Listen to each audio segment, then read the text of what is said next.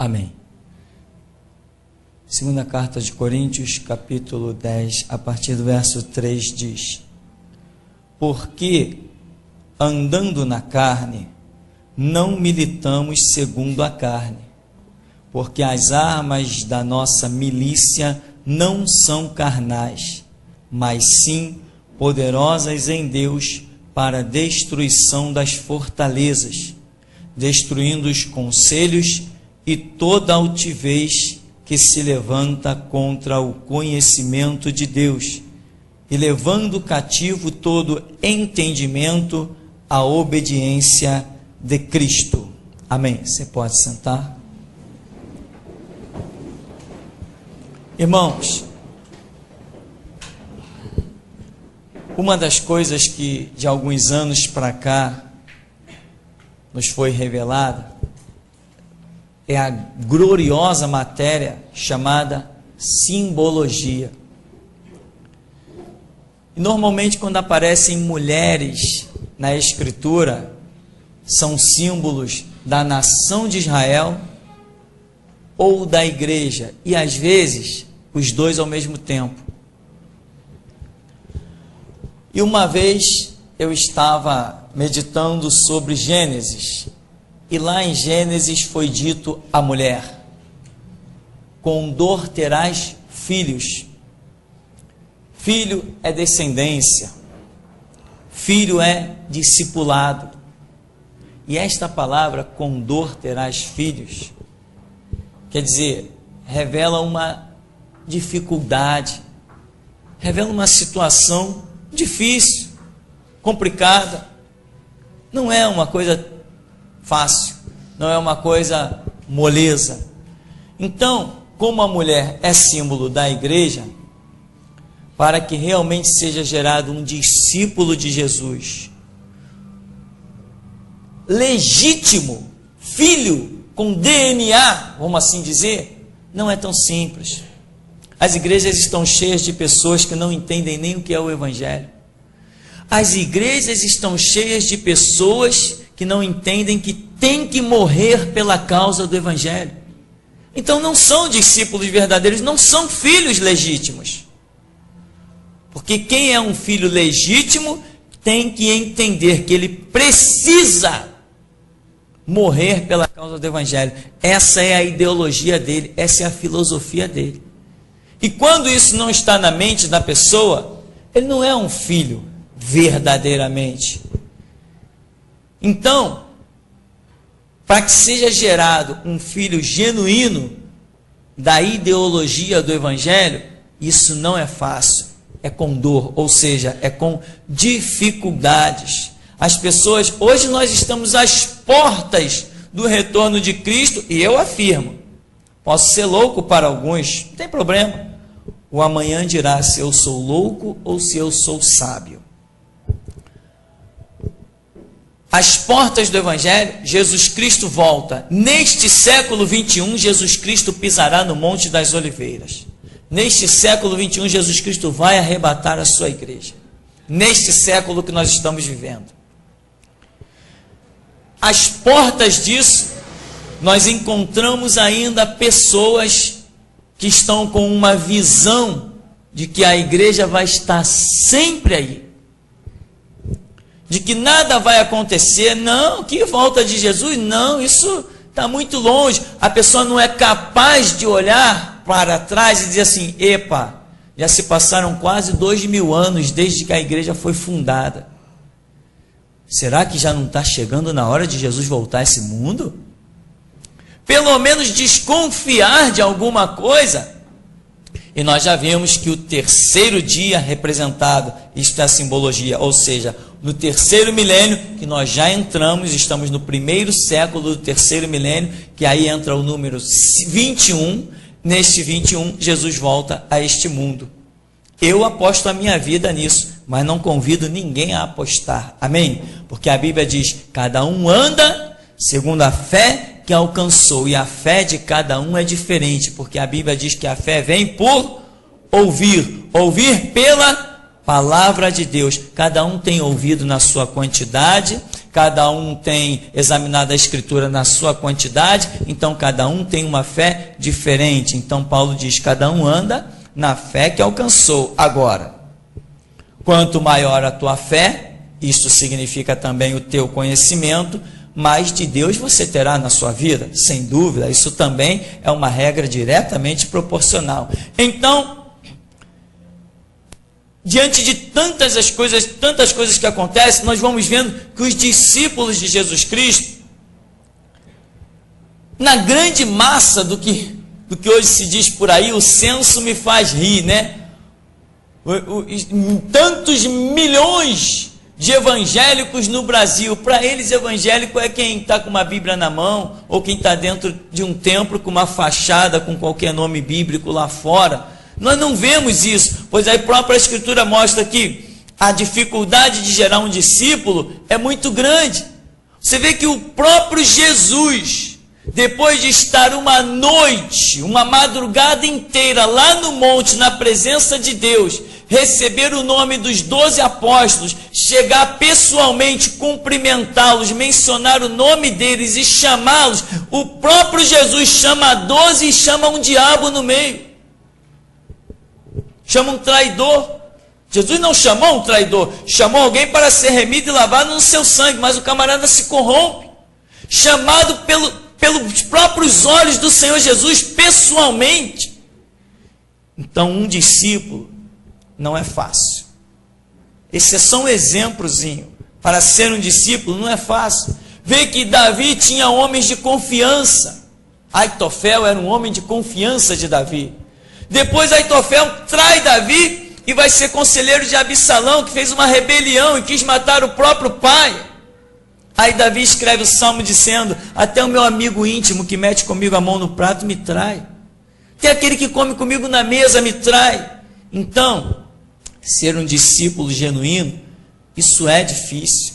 E a nossa luta nesse lugar, meu irmão, está aí, Centro Bíblico, CD, DVD, tem cada conteúdo nesses DVDs aí fantástico. Eu digo assim, só mesmo Deus para fazer esses DVDs chegarem até aqui o ministério. São DVDs incríveis que antes eu nunca tinha ouvido falar neles, nunca tinha assistido aquilo em lugar nenhum. E hoje, depois que nós inauguramos esta sala de vídeo, chegaram materiais fora do comum. Então, fonte de alimentação, fonte de edificação. E nós trabalhamos para quê? Para que discípulos verdadeiros, dispostos a dar a vida pelo Evangelho, nasçam. Exatamente como Jesus fez. Jesus não deu a vida pela sua doutrina, pelo Evangelho, e não disse, a um servo cabe ser igual ao seu Senhor. Então nós temos que ser igual a Jesus, morrendo pela mesma causa que ele. Aqui você viu o texto, que ele diz assim,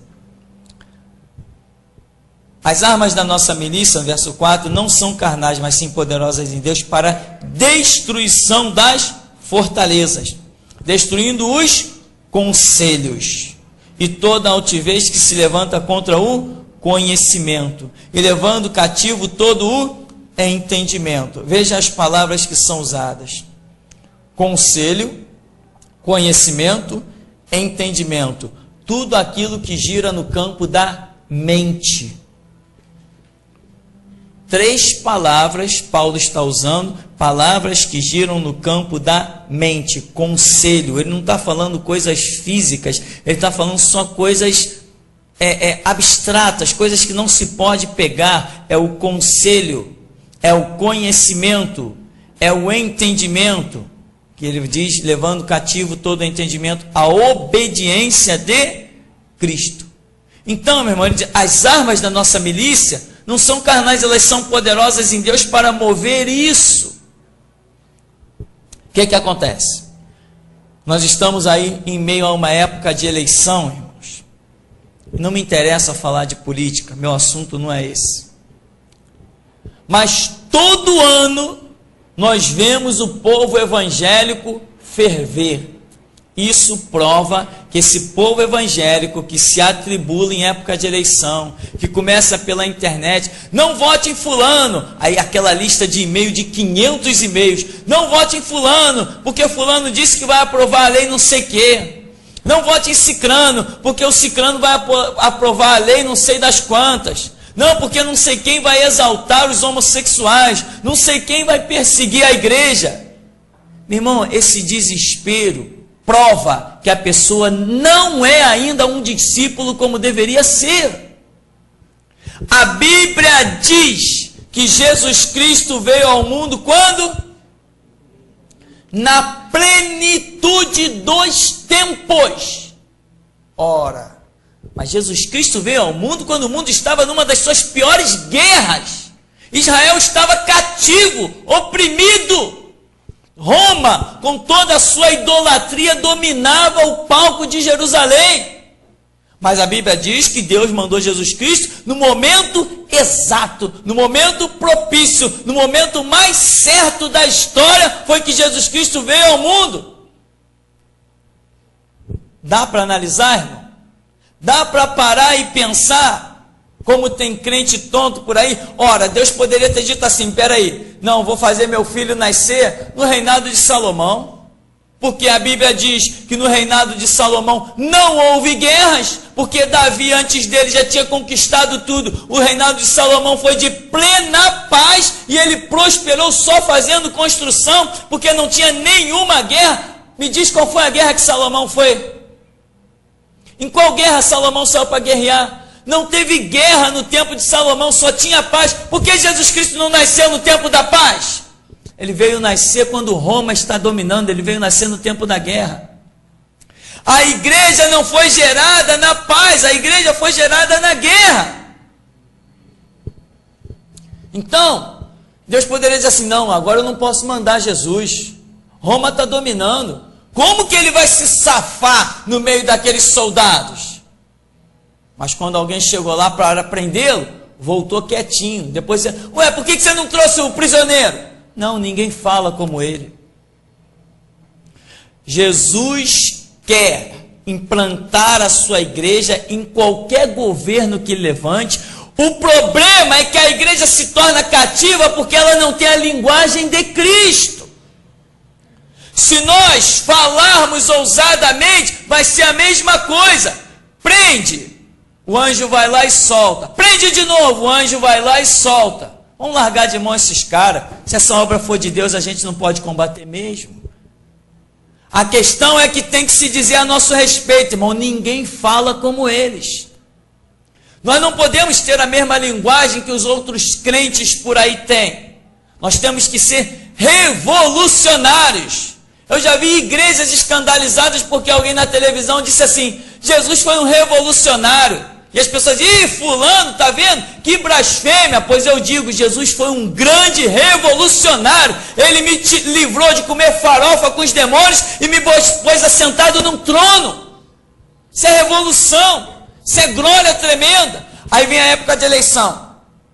Aí as pessoas, ih, cuidado com o presidente é isso, aquilo outro, é amigo não sei de quem, o governador é filho do satanista, é parente do da quimbanda, é genro do da umbanda, o que nos interessa, irmão?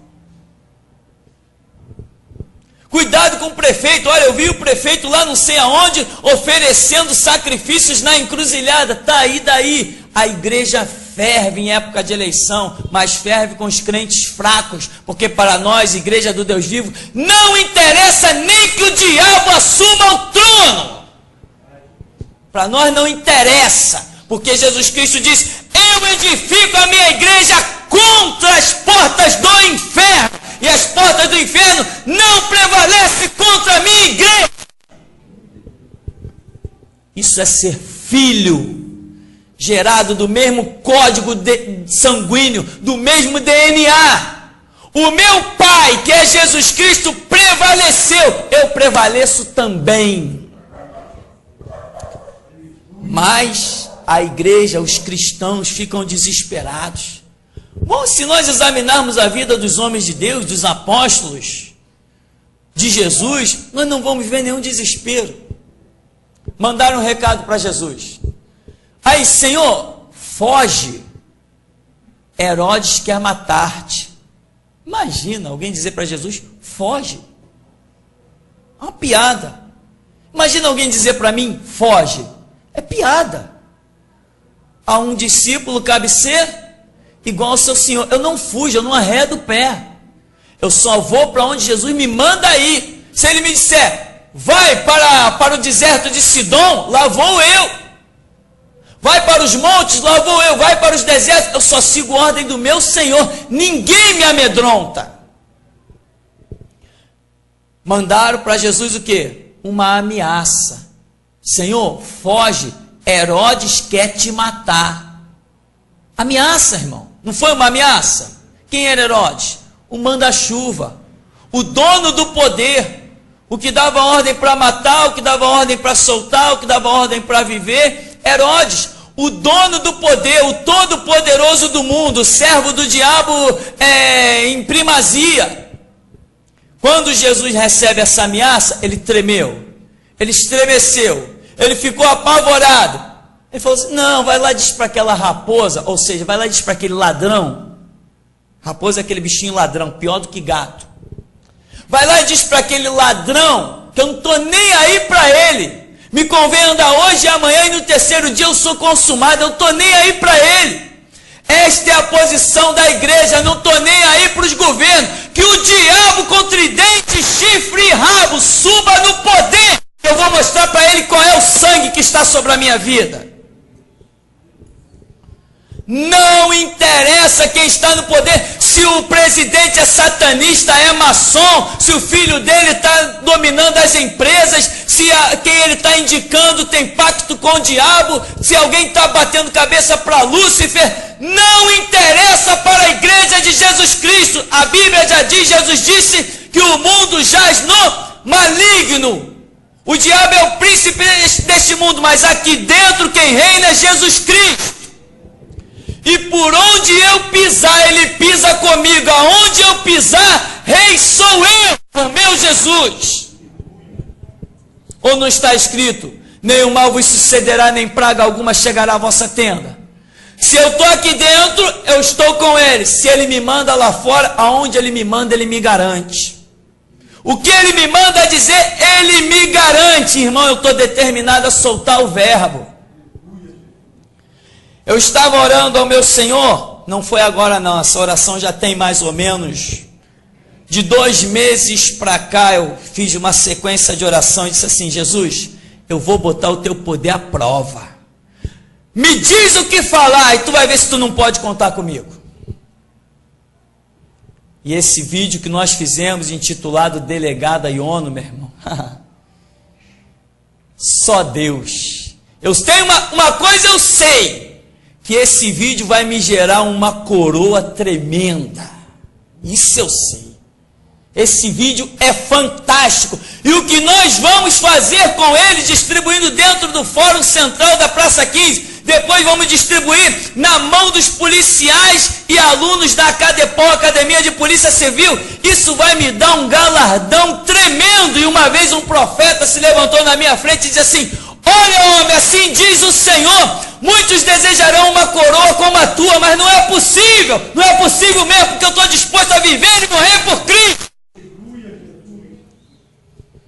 Eu não brinco de evangelho. Você aí não é fonte de renda para a minha vida pessoal, nem para a minha família. Você aí é a herança do Senhor. E eu prego assim que é para você, entre pelo reino de Deus adentro.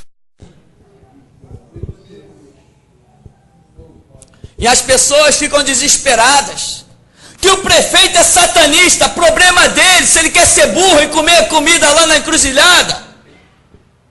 Mas eu quero ver ele bloquear a caminhada de Jesus Cristo sobre a terra. Só vai bloquear quando Jesus tiver que dar passos através de covardes. Mas se ele for dar passos através de valentes, ninguém detém um valente. Ninguém detém quem está disposto a viver e morrer por Cristo. E a palavra de hoje está abalando gente aqui dentro. Eu não digo que é difícil gerar um discípulo. Tem gente que está meio, sabe, será que é mesmo? Poxa, mas será que eu vou morrer? Quisera eu morrer pelo meu Senhor. Não ia nem passar pelo paraíso, eu ia direto para debaixo do altar. Porque é esse o caminho dos mártires, é esse, vai direto para debaixo do altar, enquanto os outros estão esperando lá no paraíso pela ressurreição. Ou você acha que quanto maior o sacrifício por Cristo não tem uma maior recompensa? Ele é justo e íntegro. Ele galardoa cada um segundo as suas obras. Então, irmão, veio uma ameaça. Herodes quer te matar. Caramba, Herodes quer me matar, mas eu não fiz nada para ele. Poxa, onde está Herodes? Herodes está no norte. Então eu vou para o sul. Não, vai lá e diz para aquela raposa, você não trouxe o recado? Então leva. Diz que ele é uma raposa, ele é um ladrão. Mas Senhor, como tu vai se proteger? Cadê o seu exército? A Bíblia diz que os anjos são ministradores a respeito dos que hão de herdar a vida eterna. E eu vou confessar uma coisa para você, meu irmão. Eu confio no poderio bélico dos anjos. E ultimamente Deus tem trazido muitas pessoas até a mim para contar visões dos anjos neste lugar. Anjos com lanças, anjos com espada, anjos guerreiros, anjos vestidos de armaduras, anjos de várias situações. E o Espírito Santo está dizendo, não despreze isso. Não despreze isso, porque isso é real, isso é para guardar, isso é para proteger. Ou seja, eles guardam e protegem, acabou a história. O que nós não pudemos resolver, eles resolvem. É assim que Deus tem falado comigo. E eu não estou desprezando. Diante de tudo isso eu estou dizendo para Jesus, Jesus, me dá a direção. O Senhor vai ver, se eu tiver que fazer uma mensagem pregando contra o presidente, eu faço. Contra o governador, eu faço. Contra delegado, já está estampada. Brevemente a gente joga na internet. Eu faço e não quero saber do resultado. Quero saber que obedeci ao meu Senhor. Isso é que eu quero saber. Irmão, são 25 anos de caminhada. E eu vou te dizer uma coisa. 25 anos de caminhada na palavra. Quando eu cheguei na igreja a primeira vez que eu vi um pastor usando a Bíblia para pregar, eu falei, ué, esse negócio de evangelho tem um livro para se basear. Ah, amanhã eu estou com o meu. Saí dali, já comprei uma Bíblia no camelô, comprei uma Bíblia lá, bem baratinha, na minha condição, e comecei a me alimentar da Escritura, me alimentar da Escritura, me alimentar da Escritura. E eu fui me alimentando da Escritura de tal maneira que se alguém ousasse dizer assim, no Novo Testamento, de Gênesis, de Mateus a Apocalipse, tem a frase tal, tem o dito tal, diz assim, não tem não, aquilo lá eu conheço. E quantas vezes pessoas ficaram impressionadas comigo, mas a Bíblia é muito grande, como é que tu pode dizer que isso não está escrito? Não está, pode examinar quanto quiser, porque não vai achar, porque eu conheço a palavra do meu Deus. Me alimentava, comia mesmo, e até hoje a minha fonte de vida é Bíblia, a palavra de Deus. Como meu tempo é pouco para ler, às vezes, enquanto eu estou trabalhando, eu solto lá no computador como um fundo musical, vamos assim dizer, a Bíblia. Eu vou ouvindo e trabalhando, porque eu não tenho tempo de ler duas coisas ao mesmo tempo. Então, vou lendo uma e ouvindo outra. E te digo mais, Deus me deu graça para isso. Não sei se todas as pessoas conseguem fazer isso. Ao mesmo tempo que estão lendo uma coisa, estão ouvindo outra e se apercebendo das duas. Não sei se isso é normal, eu sei que eu tenho essa graça, mas já vi muita gente dizendo que isso não é possível, mas para mim é bem possível. Eu posso ler e ouvir ao mesmo tempo. Deus nos dá a graça, porque nunca nos dá um fardo maior do que o que podemos carregar. Então, meu irmão, a ameaça do rei para Jesus foi o quê? Foi ignorada. Jesus não fugiu, Jesus não correu, Jesus não temeu, Jesus não vai lá e diz para Herodes, eu não estou indo nem para ele, eu não estou falando nada contra ele não. Diz para ele que se eu ofendi ele alguma coisa, que ele aceite as minhas desculpas. Conversa fiada, vai lá e diz que ele é um ladrão. Aqui, irmão, na história de Jesus, nós nunca vemos Jesus preocupado com quem vai subir no poder. Ao contrário, quando Pilatos está diante de Jesus, ele ouve uma declaração tremenda. Pilatos diz assim: tu não está vendo? Tu não te defendes? Olha o que estão acusando. São os da tua própria nação que te entregaram a mim. Tu não reconheces que eu tenho poder de te soltar ou de te mandar crucificar? Aí Jesus quebra o silêncio e diz assim: ô louco,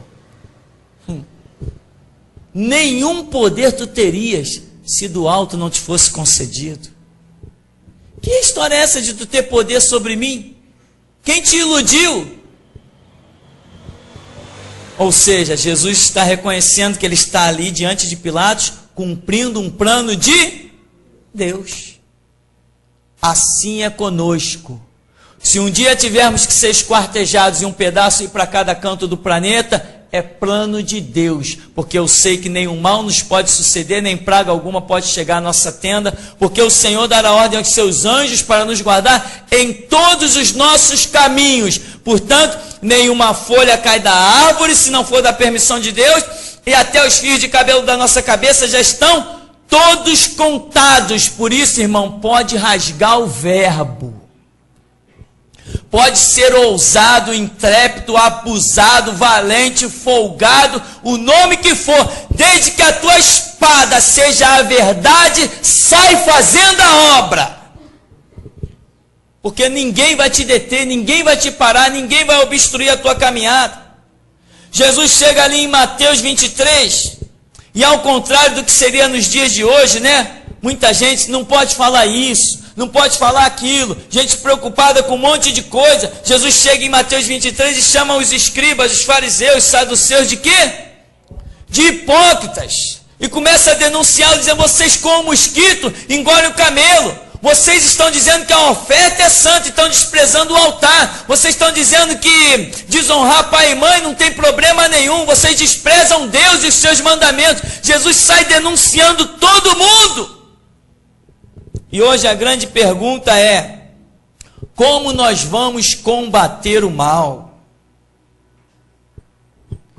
Esses últimos dias que passou, irmão, tinha gente que não se contentava em me mandar um e-mail só a respeito de história de eleição e lei de Congresso. Mandava 2, 3. Eu levei mais ou menos uns 40 minutos abrindo e-mail. Tudo bem que a internet é uma tartaruga, mas levei uns 40 minutos abrindo e-mail.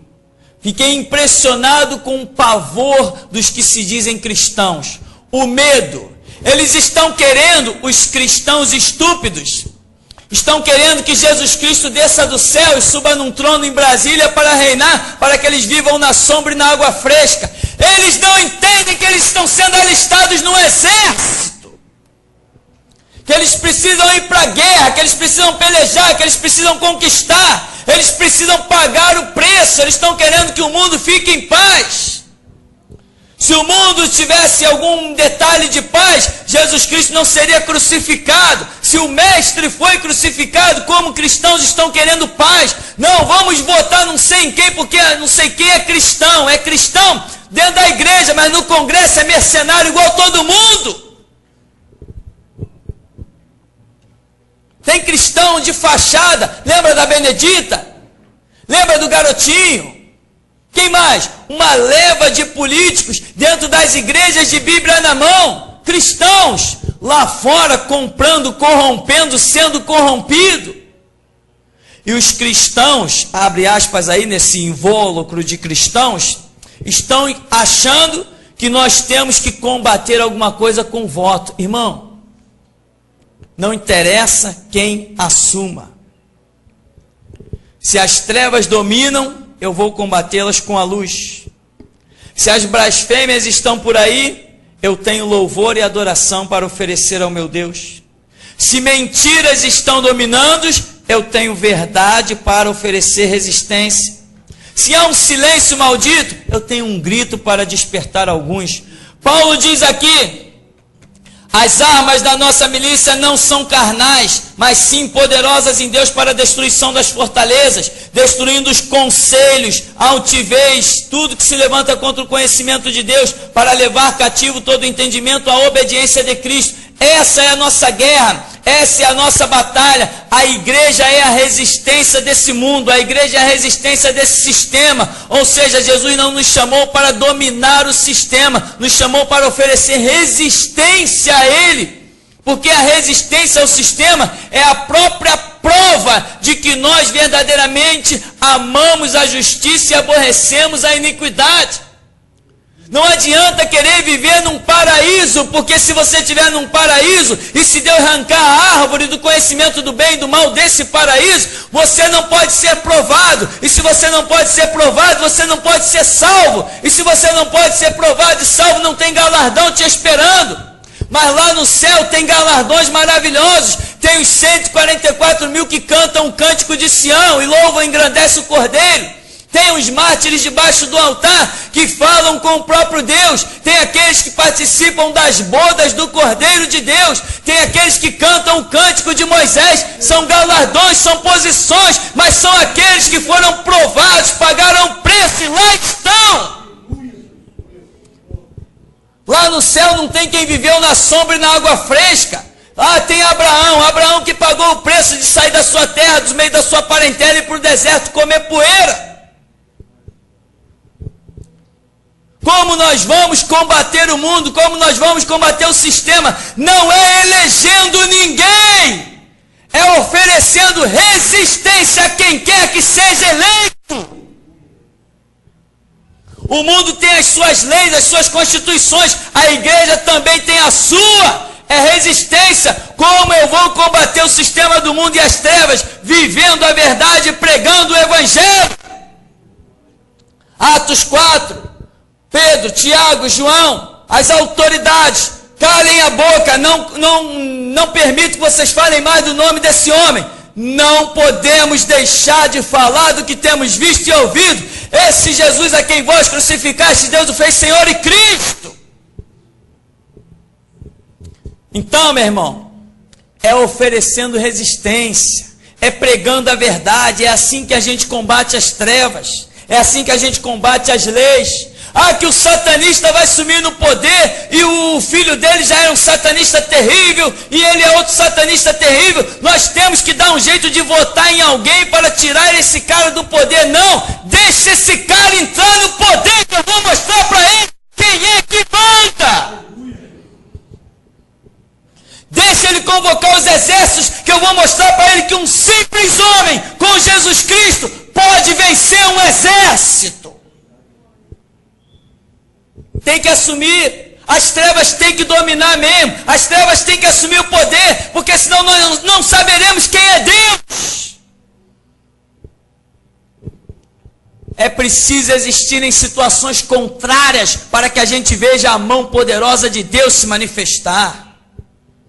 Lá tinha a lei dos Efésios, grande é a Diana dos Efésios. Paulo pisa na cidade e diz assim: epa, não são deuses os que se fazem com mãos humanas.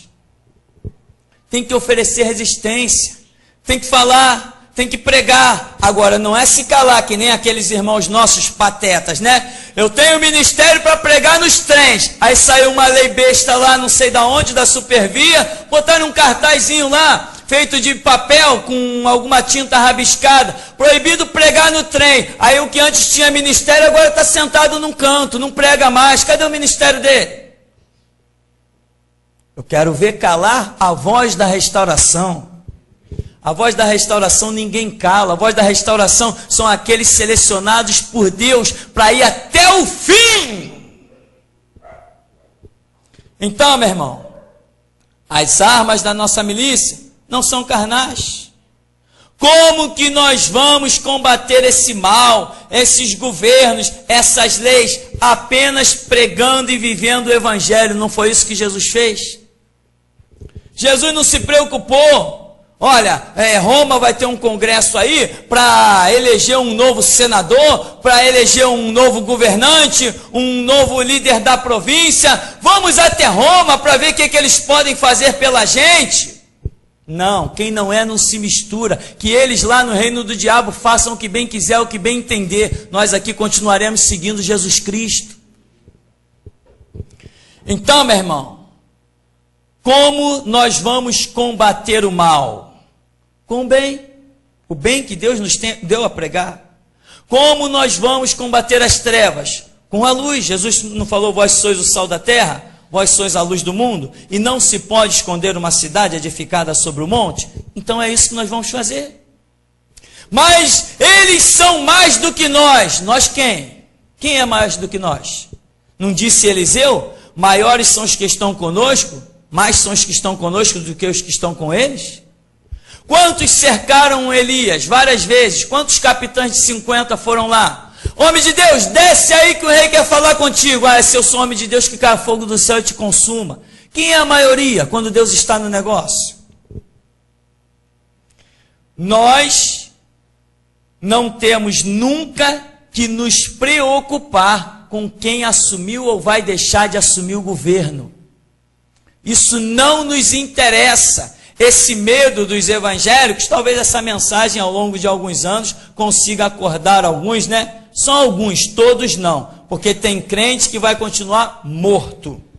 Porque tem gente que tem o sono tão pesado que por mais que se grite, não acorda. Então, nós temos que simplesmente viver o nosso estatuto. Todo mundo, ao longo da história, ao longo de milênios, tentaram calar a igreja. Acharam que tinham calado Jesus Cristo. Esse Galileu aí está arrebanhando uma multidão. Alguns criticavam. É uma multidão de pobres, mendigos e prostitutas. Mas alguém dizia assim, não, mas é uma multidão grande. Então vamos fazer o seguinte, vamos matar esse cara. Vamos encerrar a história, vamos matar ele. Vamos acabar com ele. Prenderam Jesus covardemente, julgaram Jesus covardemente, assassinaram Jesus covardemente. E hoje nós estamos aqui cultuando quem? Jesus, todo-poderoso, glorioso, assentado à destra do Pai, intercedendo por nós, aquele que foi posto no túmulo, ao terceiro dia ressuscitou. Ele precisava ser traído e assassinado para mostrar que ele tem poder sobre a morte. Ninguém frustra o plano de Deus. Deus precisava me jogar na cadeia por 18 dias para mostrar que Ele tem planos e propósitos que ninguém pode ser frustrado. Nunca o seu projeto pode ser equivocado, frustrado. Nunca pode retroceder homem nenhum para a obra de Deus. Como nós vamos combater o mundo? Simplesmente cultuando, glorificando, servindo a Jesus Cristo. Mas o diabo vai assumir o poder, que assuma e fique calado, porque se mexer com a igreja acaba com ele. Se meter com a igreja massacra ele. Pode assumir o diabo o poder que quiser, mas se ousar mexer com Jesus Cristo, vai ter que ajustar contas. Não interessa quem vai assumir o poder. Não interessa. Não interessa se quem domina por aí, quem tem as armas, quem tem o poder, quem escreve leis. A minha lei já está escrita e selada com sangue. A lei que eu sigo já está selada com sangue. Que me interessa que vão fazer lei. Dizem por aí que um satanista diz que ia criar um monte de lei para perseguir a igreja. Como eu anseio que ele se torne o presidente da república. Como eu anseio. E quem sabe se numa dessa que ele se tornar um presidente da república, Jesus não me abre as portas num canal de televisão. Aí ele vai ver que sempre existirão 7.000 que não dobram os joelhos a Baal. Então, meu irmão, nós vamos combater as trevas pregando a luz. Nós vamos combater as blasfêmias e os horrores desse mundo, simplesmente seguindo o Evangelho, com a predisposição de, se preciso for, selar a nossa confissão com o nosso sangue, conforme declara Apocalipse 12:11. Então, meu irmão, Quando algum crente vier com um papo para cima de você, não pode votar em fulano, porque fulano vai aprovar a lei do homossexual. Você diz assim, o que eu tenho com isso?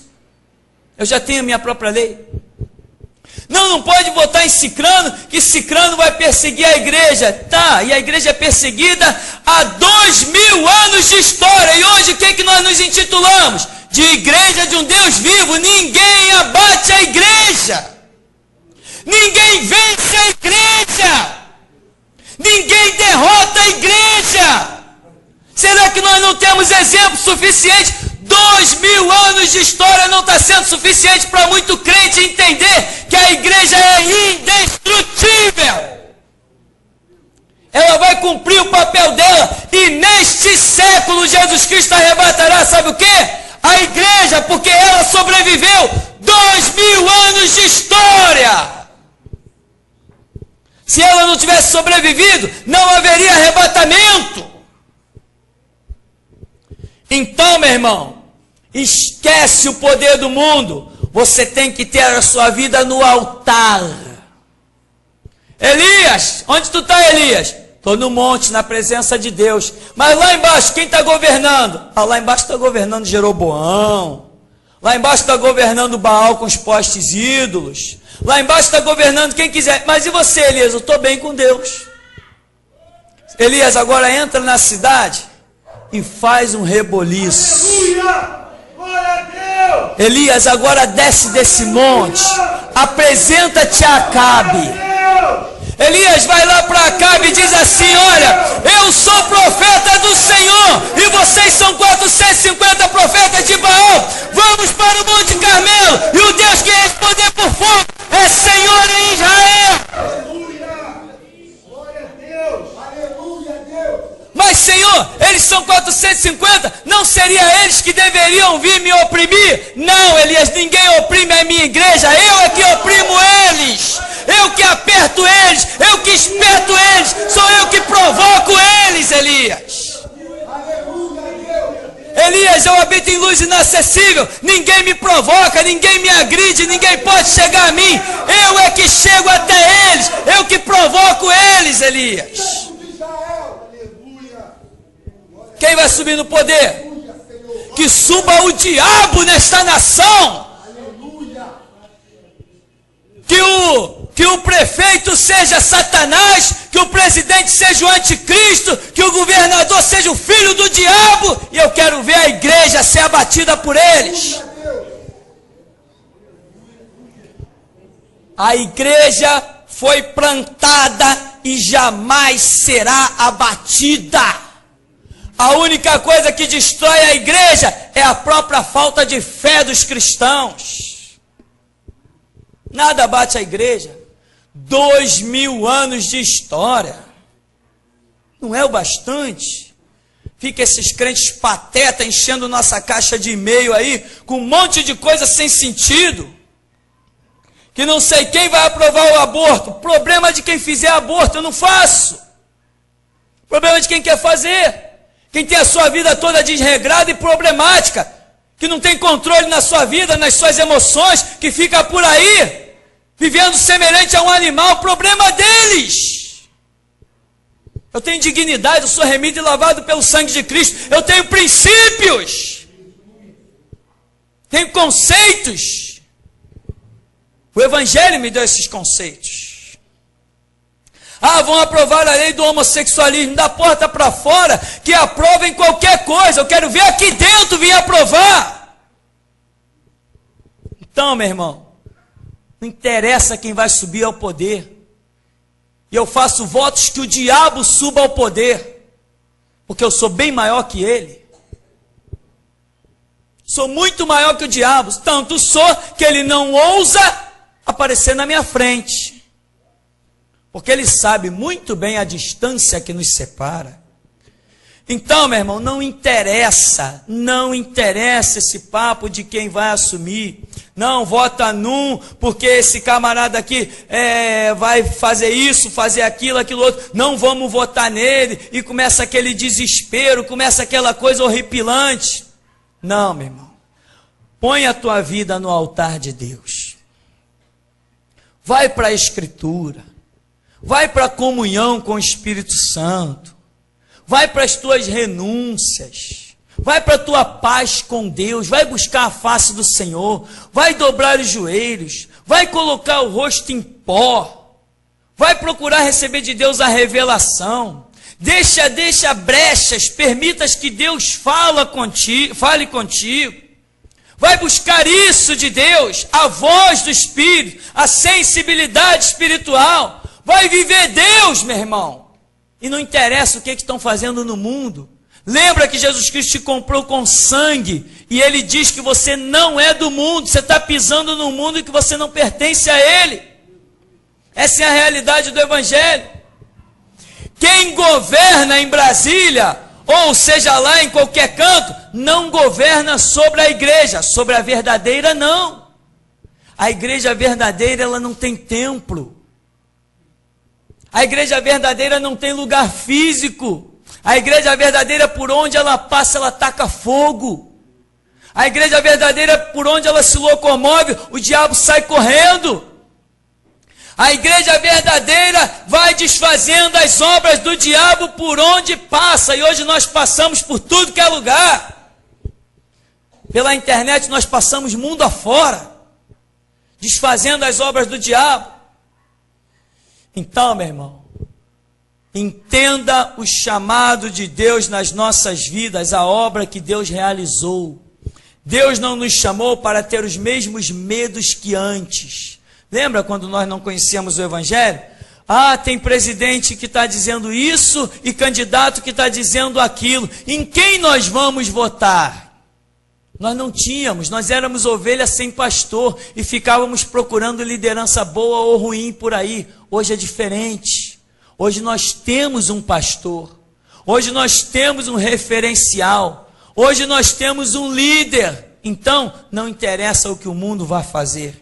Interessa que nós já sabemos em quem temos crido, estamos certos que Ele é poderoso para guardar o nosso tesouro até o dia final. Amém, meu irmão? Tem mais um detalhe ainda para você. Não esqueça dessa palavra.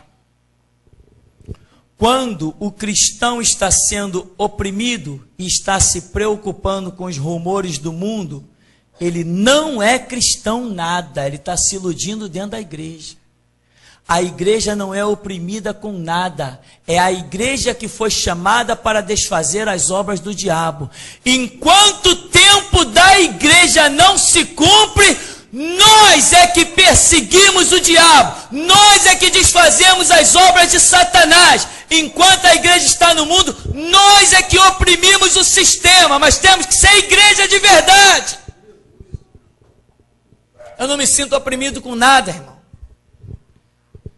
Não me sinto.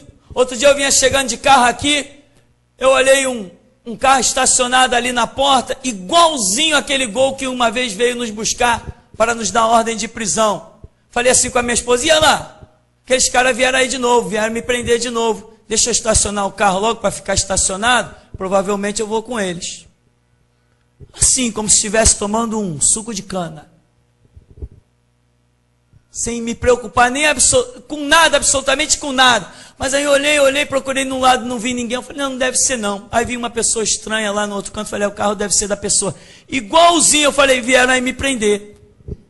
Sabe qual foi a minha preocupação? Quando eu achei que aquele carro tinha vindo me prender? A minha preocupação foi assim, puxa, ainda não reproduzi os DVDs. Só essa minha preocupação, ainda não reproduzi os DVDs. Irmão, o mundo está te oprimindo? Ah, não. Tem alguma coisa errada. As obras do diabo não podem oprimir os cristãos. Porque a Bíblia diz que a sua igreja, como é que está? Aquele que habita no esconderijo do Altíssimo, à sombra do Onipotente, descansará. Se você não está tendo descanso, meu irmão, porque Jesus falou, eu deixo paz para vocês. Não como o mundo dá, ou seja, a nível de mundo, é guerra, porta do inferno que não prevalece, é uma guerra, mas nós interiormente estamos nadando em plena paz e segurança, certo de que, ainda que 1000 caiam ao meu lado, 10.000 à minha direita, eu não serei atingido. E se um dia Jesus permitir que alguém encoste a mão em mim, é para glorificar o seu nome de uma maneira que eu ainda não conheci. Porque no final de toda essa história, todos nós receberemos um título semelhante ao de Jó. E declararemos, sabe o quê? Eu te conhecia de ouvir falar, mas agora te veem os meus olhos. Se eu só dizer uma coisinha para você para encerrarmos. Quando nós chegarmos no céu e nos depararmos com a realidade do mundo espiritual e o poder tremendo do nosso Deus, todos nós vamos nos rotular, sabe de quê? De covardes. Mas sabe qual é a minha luta? É saber que há um Deus tremendo e aqui nessa terra me tornar um valente, confiado naquilo que olhos não viram, nem ouvidos ouviram, nem nunca subiu ao coração do homem. Então, meu irmão, para que você não chegue lá e diga assim, caramba, como eu fui covarde, olha como esse Deus é tremendo, olha o poder dele, nada dos seus planos poderia ter sido frustrado. Você já está sendo avisado desde já. Seja valente, intrépido e ignore como Jesus ignorou as ordens e as ameaças das autoridades. Herodes quer te prender. Vai lá e diz para aquela raposa, me convém andar hoje e amanhã, e no terceiro dia sou consumado. É agora no terceiro dia, no terceiro milênio, que a igreja vai sair da terra. Mas enquanto não chega a hora, nós vamos continuar oprimindo as obras do diabo. E até aqui nos tem ajudado o Senhor.